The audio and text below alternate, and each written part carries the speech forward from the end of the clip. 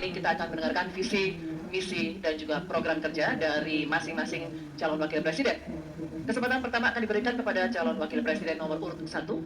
Kami persilakan Bapak Muhaimin Iskandar untuk menyampaikan visi, misi, dan program kerjanya. Waktu Bapak 4 menit, dimulai dari saat Bapak berbicara. Silakan. Assalamualaikum warahmatullahi wabarakatuh. Selamat malam, salam sejahtera untuk kita semua.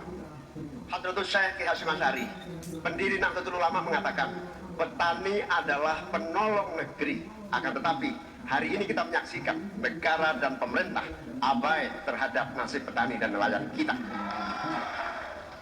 Hari ini kita menyaksikan bukti bahwa hasil sensus pertanian BPS menunjukkan bahwa 10 tahun terakhir ini telah terjadi jumlah petani rumah tangga petani gurem berjumlah hampir 3 juta. Ini artinya 16 juta rumah tangga petani hanya memiliki tanah setengah hektar.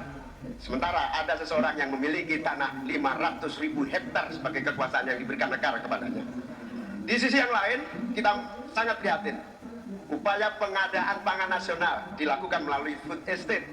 Food estate terbukti mengabaikan petani kita, meninggalkan masyarakat adat kita, menghasilkan konflik agraria, dan bahkan merusak lingkungan kita. Ini harus dihentikan. Saudara-saudara sekalian, krisis iklim terjadi dan kita menyaksikan bencana ekologi terjadi di mana-mana. Negara harus serius mengatasinya, tidak hanya mengandalkan proyek giant sea wall yang tidak mengatasi masalahnya. Kita harus sadar bahwa krisis iklim, kenyataan krisis iklim harus dimulai dengan etika. Sekali lagi, etika. Etika lingkungan. Etika lingkungan ini intinya adalah keseimbangan antara manusia dan alam. Tidak menang-menangan, seimbang manusia dan alam. Akan tetapi kita menyaksikan bahwa kita tidak seimbang di dalam melaksanakan pembangunan kita. Kita melihat ada yang namanya krisis iklim tidak diatasi dengan serius. Bahkan kita ditunjukkan anggaran mengatasi krisis iklim jauh di bawah anggaran sektor-sektor lainnya. Hadirin saudara sekalian setanah air yang saya cintai. Dengan kesadaran ini, maka kita harus kembali bahwa pembangunan nasional, bahwa kebijakan nasional harus berpijak kepada yang namanya keadilan. Keadilan iklim, keadilan ekologi, keadilan antar generasi, keadilan agraria, dan tentu keadilan sosial. Saudara-saudara sekalian, rakyat harus dilibatkan, rakyat tidak boleh ditinggal karena pemilik negeri ini rakyat, pemerintah hanyalah pelaksana dari pemilik negeri ini. Oleh karena itu, desa harus menjadi titik tumpu pembangunan. Petani, nelayan, peternak, masyarakat adat harus menjadi bagian utama dari program pengadaan pangan nasional. Reforma agraria harus menjadi kepastian distribusi lahan bagi para petani kita. Energi baru dan terbarukan harus digenjot, bukan malah dikurangi targetnya, diturunkan targetnya. Karena itu kita harus lakukan perubahan. Kita tidak boleh diam. Perubahan menghadapi masa depan kita dan generasi yang akan datang. Para petani dan seluruh warga bangsa yang terlibat, negara menunggu langkah kita bersama. Kita semua harus menghadirkan perubahan untuk Indonesia yang lebih baik. Baik.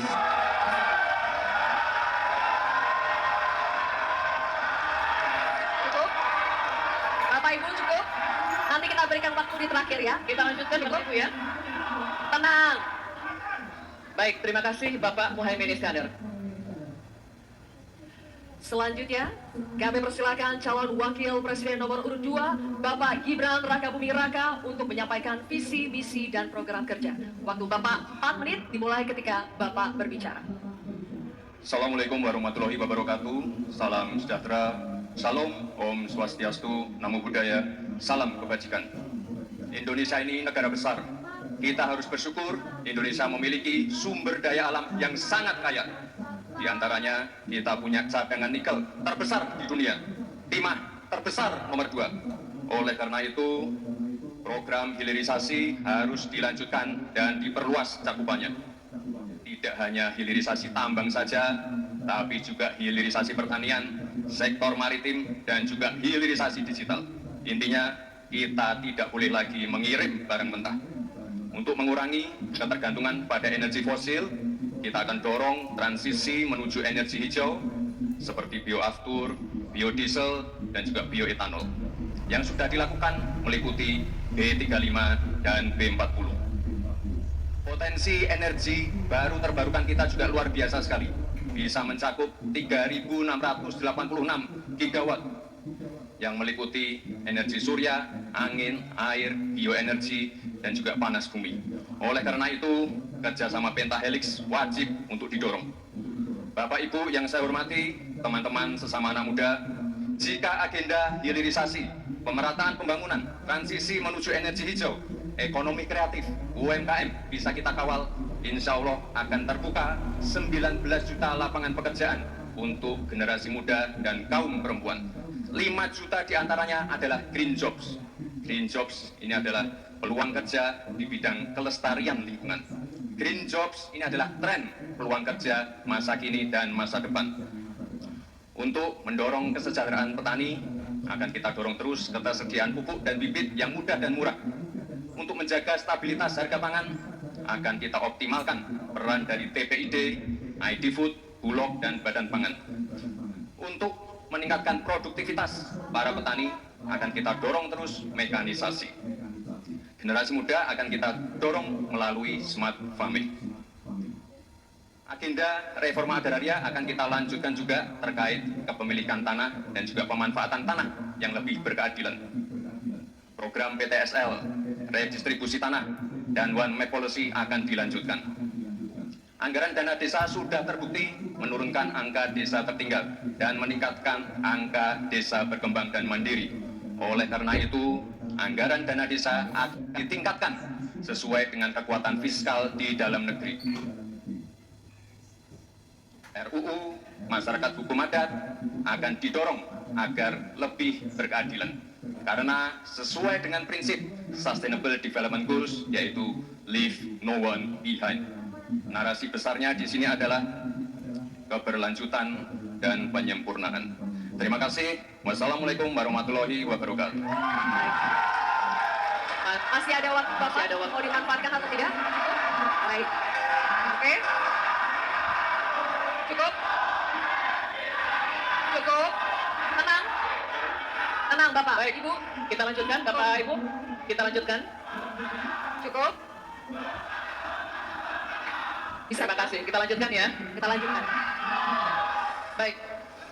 Nanti kita akan kasih kesempatan, kita lanjutkan dulu sesinya. Selanjutnya kami akan persilakan calon wakil presiden nomor urut 3, Bapak Mahfud MD, untuk menyampaikan visi, misi, dan program kerjanya. Waktu Bapak sama 4 menit dimulai saat Bapak berbicara. Silakan Pak Mahfud. Bismillahirrahmanirrahim. Atas berkat rahmat Allah yang Maha Kuasa. Diskusi atau debat ini sangat penting karena menyangkut 3 hal yang akan menentukan masa depan negara kesatuan Republik Indonesia dan bangsa Indonesia, yaitu Tuhan, manusia, dan alam. Di dalam kearifan lokal, misalnya di Jawa dan Bali ada istilah Trihita Karana. Di Sunda, Jawa Barat ada Tritangtu, 3, ada Trinitas, Trisakti, dan sebagainya. Di dalam kearifan lokal, bangsa Indonesia masa lalu sudah biasa melakukan langkah-langkah untuk memberikan perlindungan atas lingkungan hidup agar lestari.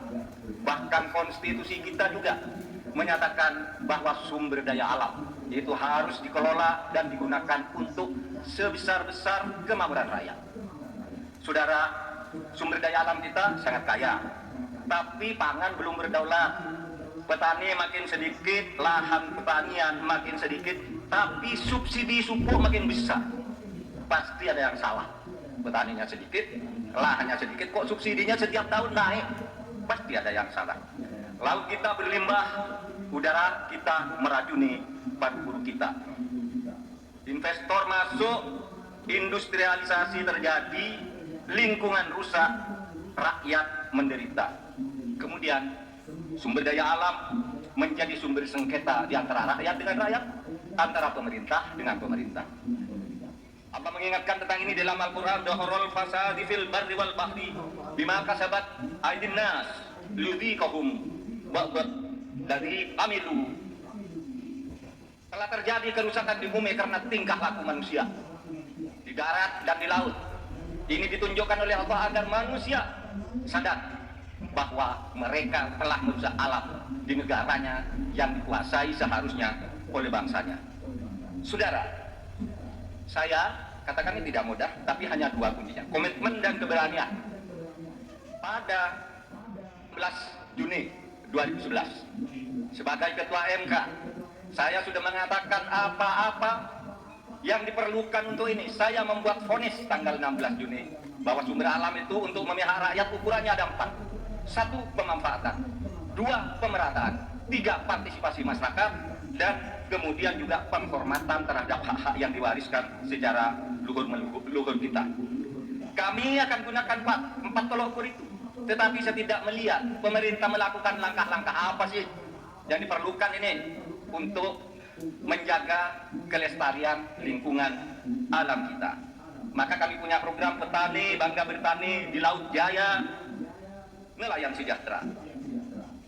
Jangan misalnya seperti food estate yang gagal dan merusak lingkungan.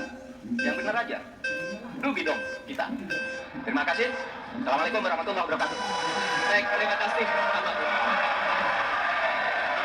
Baik, terima kasih kepada ketiga calon wakil presiden kita. Dan hadirin sekalian, ini saatnya kita memberikan apresiasi kepada ketiga calon wakil presiden kita.